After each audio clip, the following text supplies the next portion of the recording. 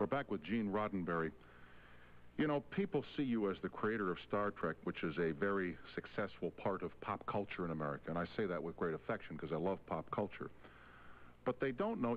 I've known you over the years. I mean, we're not very close friends, but we have a relationship and we see each other from time to time. You're a very philosophical guy. You're a very introspective guy. And you care very deeply for people. I know this about you. It's in my nature. Yeah, it really is. You're a very caring man. I've seen you go out of your way to do things, and you don't ever ask any credit for it, and you don't ever ask any publicity for it. But somewhere along the line, somebody instilled some good values in you. I suspect your mother and father as you were growing up. That often happens to parents. Yeah. Where did you grow up, Gene? Here in Los Angeles. In Los Angeles. I was born in Texas, came out here as a babe, practically. Mm-hmm. And, yes, a grandmother who cared for me, who thought I was the brightest thing that ever happened to this world. It's happened to many children everywhere. But, oh, how grand a thing to have that with you and in your mind. But where do you get this sense of responsibility? Because I know it's, you know, and I know you're on, I can see you don't like to talk about yourself this way, but somebody should know that Gene Roddenberry, as successful as he is still really an average Joe. An average guy. Hmm? You know, you may live in a big house and have a big show, but I know you care very deeply for people. Where does that come from? I think it comes from, again, from family. I was raised in a church, which I don't believe in right today, but those lessons of caring for people and lessons about the poor should be taken care of, and the lessons about justice should be done and so on. You do get in a church. Yeah. What church was that, may I ask? Baptist. Baptist church. Yes. Mm-hmm. And you're not a practicing Baptist today?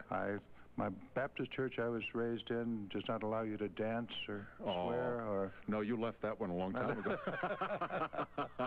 Any guy who flew for Guadalcanal B-17s, there had to be some swearing and hopefully some dancing. So you were fiddling around with this idea for Star Trek, huh? And you had seen other science fiction, as you said, you didn't think it was quite right. Didn't think they were right, and I began to think of a show, of a story I had read about the little people, Gulliver's Travels, and Jonathan Swift. When I read it as a child, it was giants and little people. Sure. It was very exciting. But as an adult, when I read it, it was shrewd comment. Swift was commenting through these people on how unfair kings and crooked prime ministers and so on. And it occurred to me, hey, I could do that with my science fiction idea and use that to comment on our time. And that's what I've really spent all these years doing, is commenting. If you could say in a couple of sentences the statement that you think Star Trek made, that Gene Roddenberry made with Star Trek, what would it be? Oh, easy. That we are a remarkable species. We are growing, that we will leave this planet. We are an incredible creature. When people say ancient astronauts built the pyramids, I say bull. We did. Yeah. We did. Yeah. We're something. Yeah, we are. You've been to the pyramids, haven't you? Yes, I've been. Me too. Did you wonder when you were there how they ever got them done?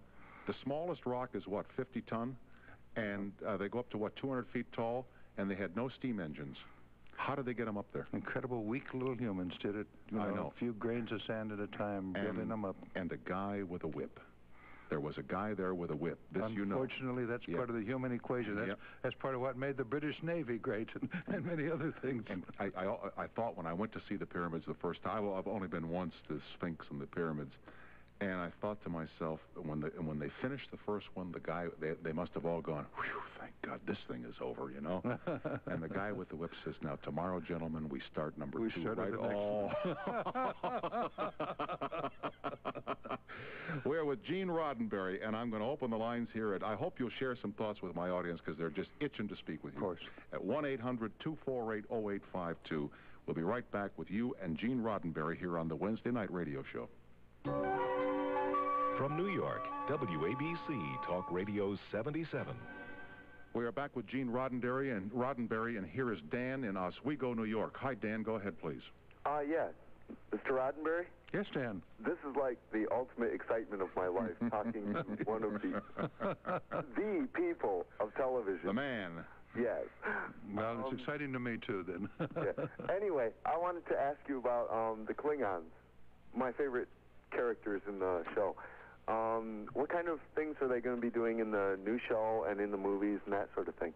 Well, we have a new Klingon named Worf, who's a member of our, I know, of our crew. And he's getting more and more interesting as time goes on. I think you'll be interested in watching this character develop because really a lot of good things are happening. Yeah. And but he still has that wild side that the Klingons have. Yeah. Now, Dan, do you have any memorabilia? Do you have a collection of stuff from Star Trek? Well, a little bit. I just bought the Klingon dictionary. Oh, you did? Yeah. Do you study that or anything? I don't have that myself. I'm going to have to read that. Oh, yeah. It's real interesting. It's actually a real language. Yes, I've heard about that. Anything yes. I've ever seen. You know, I get into languages and things like that, and I've seen a lot of languages, and this expresses itself differently from anything I've ever seen before. If anyone at Paramount is listening, I want a copy of that. They're listening, and you'll have one. Thanks, Dan. Here's Karen in Silver Springs, Maryland. Hello. Good evening, Tom. Good evening, ma'am. Good evening, Mr. Roddenberry. How do you do? I've been waiting 14 years for this. 1,000 thanks for what you have given us in television. This is really, I mean, this guy says the ultimate moment of my life. I'm not going to forget this anytime soon, that's for sure. Good. I had a question about, I'm glad he brought up Next Generation because it makes it easier for me, about Jodie LaForge. I was curious why the visor and not the sensor web that you used in Is There in Truth No Beauty? Well, about Geordie, the first thing to know about Geordie, he was a real guy. He was a young man, a teenager who was very active with Star Trek and Star Trek fandom in the days in which we were starting the first Star Trek.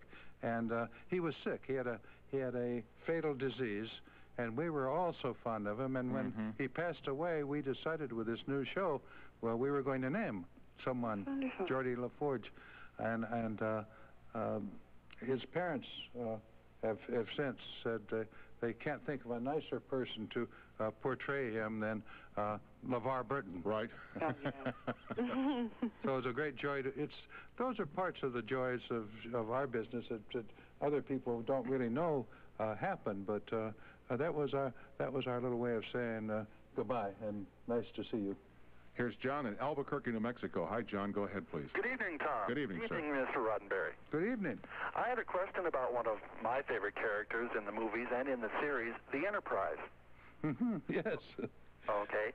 In the fourth movie, we got a glimpse at 1701A. And now in the Next Generation, we've got 1701D. I'm wondering, are we ever going to get a look at Enterprises B and C? Yes, in various scenes in this series, we will take you into rooms where there are intermediate models on the walls. We don't make a big thing of it, but if you watch closely, boy, you'll see those interim models. Can I ask you a question? What are you looking over your left shoulder for? I just noticed these people sitting behind me. Yes, those are the people in the control room, but when you look at them, we can't hear you in the microphone. Oh, I'm sorry. And they're very nice-looking people in the control room. Nice. Yes, they are. Anything else, John, or does that cover it? That'll do it. All right, thank you, young man. Bye-bye, pal. Bill in Washington, D.C. Hello, William. Hi, Tom and Gene. Hi. It's a pleasure to talk to you. You're my favorite person. I've followed Star Trek since I was a kid, and I want to congratulate you on the best show on TV. That's very kind of you. The absolutely best and most imaginative. The question I have is, I have this book from the FASA Corporation called Star Trek: The Next Generation Officer's Manual, and in it goes. Do you have a copy? Did Paramount give you a copy? No, they haven't. He probably doesn't have that either. We got to burn him a copy. Do you have like a scale model of the Enterprise in your house or anything like that? No, not you, Gene. I have the Enterprise model my friend Mike Kendall and I worked on. All right, but Gene, I was asking Mr. Roddenberry, do you... I have one. It does not sit in any prominent spotlighted position, but there is one there. You know what'd be neat is you could have one made up that really flies. It's got motors and stuff in, you know. That'd be neat. Some fan suggested it was possible to build a big balloon type thing and blow it up and put a motor on it and have someone ride in it, and it could be used in Macy's Day Parade and so on. And I think it's a great idea. I'd love to see one. No, I think a toy company could make a radio-controlled one that flies. Now we're talking.